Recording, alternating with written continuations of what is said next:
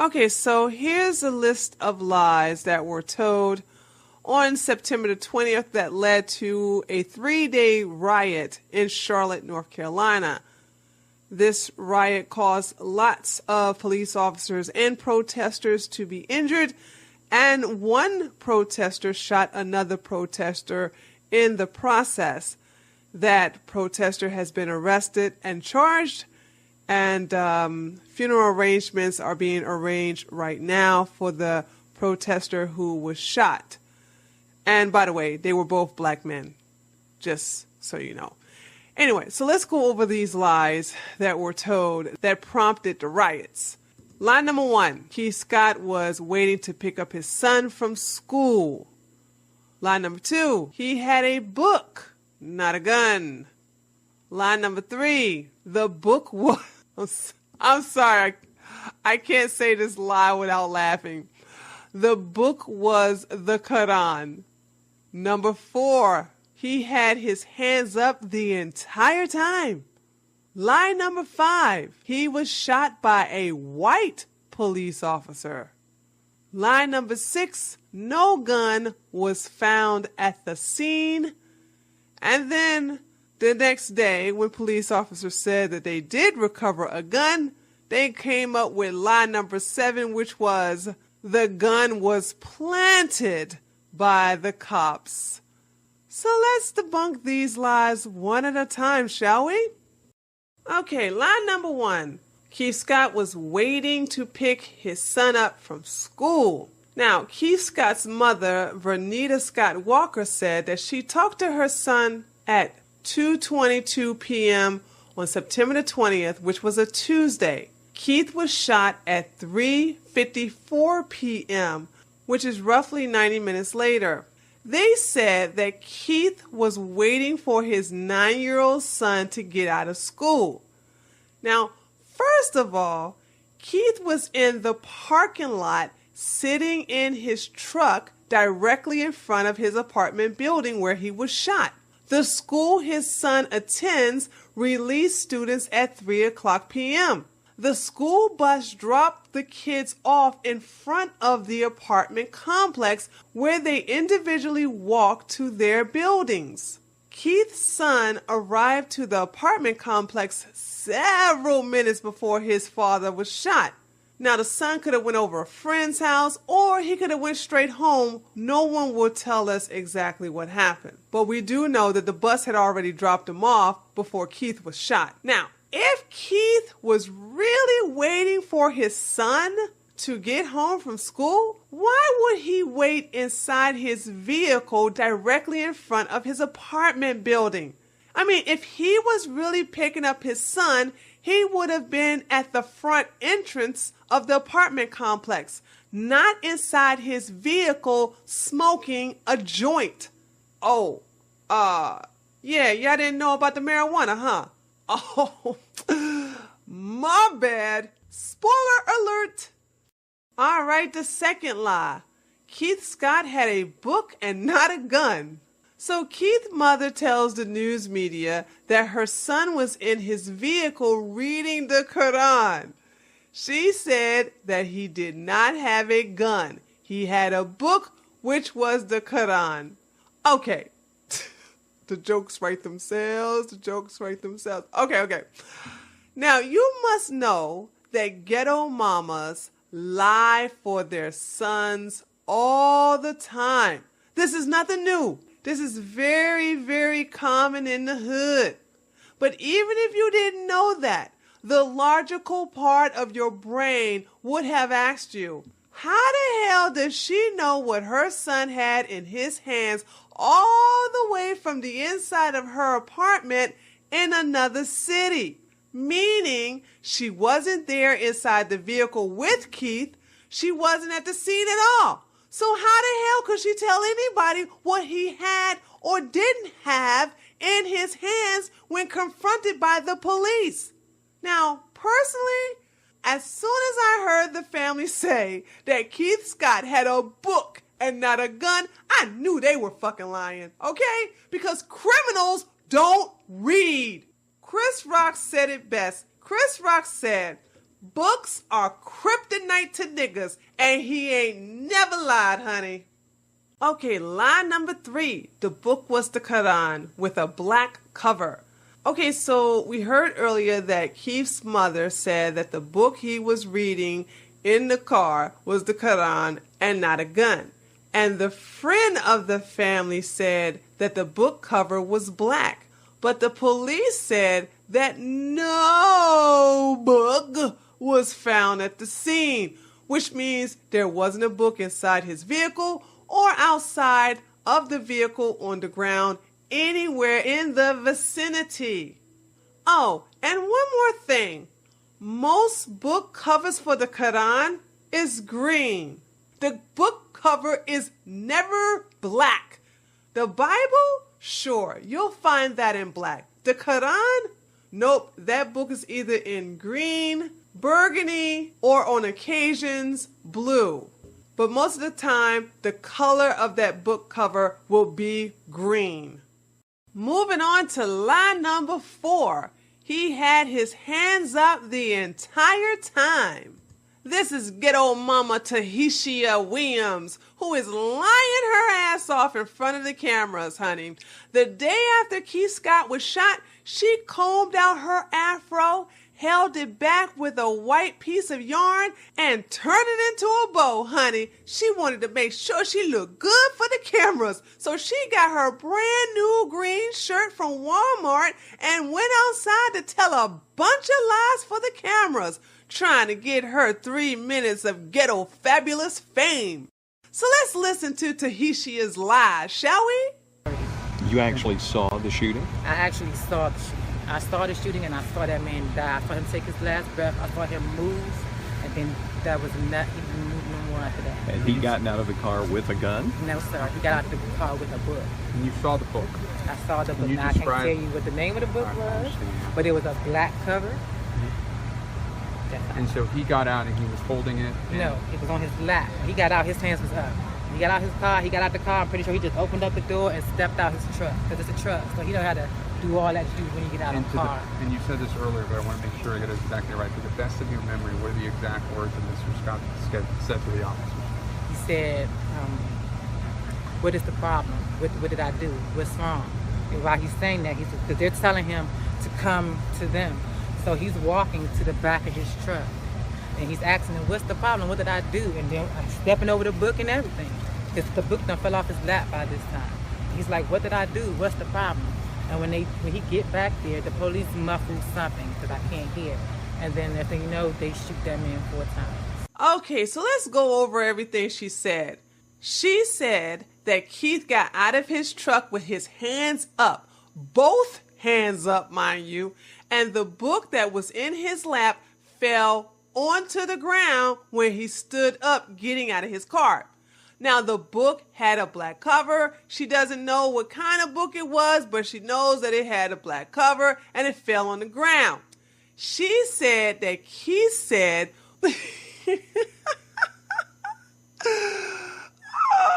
oh my God. I'm sorry, y'all. Every time I come to a crazy lie, I can't help but laugh because it's just funny. Anyway, she said that Keith said, what is the problem? What did I do? What's wrong? And then she said, the cop said, come to me. Or in her words, she said that the cop said, come to them. All right. Now, keep in mind now, remember this. She said that Keith said, what is the problem? What did I do? What's wrong? And she said that the cops told him to come to them. Then she said, and here's the icing on the cake, that the police mumbled something, but she couldn't hear it, and then they shot him 4 times. So let's fact check Taheshia's story, because you know me, y'all know me. I love me some fact checking, you know what I'm saying? So we're going to look at the video footage taken from Keith's wife's phone during the confrontation with the police and see if it matched up with Taheshia's story. So let's have a listen. Keith, get out the cars. Keith, don't you do it. Don't you do it. Keith, don't you do it. Now, my ears heard the police officers clearly say, drop the gun. As a matter of fact, they didn't mumble drop the gun. They yelled drop the gun. Then I heard Keith's wife yell, Keith, don't you do it! Don't you do it! Keith, don't you do it! Then I heard the police officer yell, drop the gun! And then I heard, pow, pow, pow, pow, pow. So, Taheshia girl, I gotta ask you one question. Why the fuck you lying? Wait. We can't play the whole verse yet. We gotta look at another interview she did that same day. All right, Taheshia, continue lying your ass off, hun. The floor is yours. That man got out his car one time and a book fell off his lap. When the gentleman got out his car to ask the police what was the problem, he got out his car, he walked to the back of his truck, because that's where he got killed at, in the back of his truck. He walked like this, the book fell off his lap, and he asked him what was the problem. He didn't get out waving no gun, he didn't have a gun in his hand, he didn't get out like this, he got out like this. His wife was already running down here saying, please don't do that. When I saw that, then I looked over here, and that's when they shot him 4 times. Then he turned like this, I guess the last bullet must have spun him, and then he fell face down like this. Okay, folks, let me tell you from personal experience of witnessing people from a little girl up until I was an adult get shot. Bullets don't spin you around. Bullets don't knock you in the air and then knock you on the ground. As a matter of fact, bullets don't do the things to you that you see on TV and in the movies. So for her to lie about the bullet spinning him around, okay, that doesn't happen. Now, you don't know that because most of you have never seen anyone get shot and you probably have never been shot. But I am telling you, and if you ever talk to anyone who witnessed someone get shot or who have been shot, bullets don't do that to you. Okay? So that was a lie. Also, one of the police officers who was at the scene had a body camera on him. And here's a picture from that video. This is what you're looking at. You're looking at Keith Scott right now. This is the one in the aqua, look like an aqua blue or green pants with a black shirt and the hat on. Okay, so as you can see, he has an ankle holster on his right ankle, and in his hand is the gun. But look at where his hands are. The position of his hands. Is his hands up in the air like she said they were, or are they down? They look down to me. Okay, so that was a lie. No, man, it was not a black officer that killed him. It was a white officer that killed him. He was bald-headed. The black officer came on the scene maybe 10-15 minutes later, and he was the one doing the CPR on him. Now, I'm not saying, by that time, I'm pretty sure the man was already gone because he didn't die at the hospital at 4 o'clock. So Taheshia said that the person who shot Keith Scott was a white police officer, and the black police officer showed up about 10 to 15 minutes later, meaning he showed up 10 to 15 minutes after Keith got shot and performed CPR. Not CPR, CPR. Okay. At the scene where there was a confrontation between the police officers and Keith Scott, there were 4 plainclothes officers and 1 uniformed officer. The races of these officers, well, they all were men, but the races were 4 white men and 1 black man. Can you tell which one is the black man in this picture? Do you need me to help you out? Okay, look towards the right. He's wearing a white t-shirt. Yeah. Everybody else, besides Keith laying on the ground, is white. You think that picture isn't good? Let's look at this one. Here you go. There. Now he's facing you. Now, by the way, do you see the people who are performing CPR on him? They're 2 white police officers. The black police officer is standing up. By the way, that's the police officer who shot him. Yeah, this handsome brother right here, this is Officer Brentley Vinson. Officer Brentley Vinson is black. Officer Brentley Vinson is the one who shot Keith Scott. So not only did he not perform CPR, he did not arrive 10 to 15 minutes later. He was right there at the scene immediately after Keith Scott was shot. Why was that? Because he was the one who shot him. Lie number 6. There wasn't a gun found at the scene.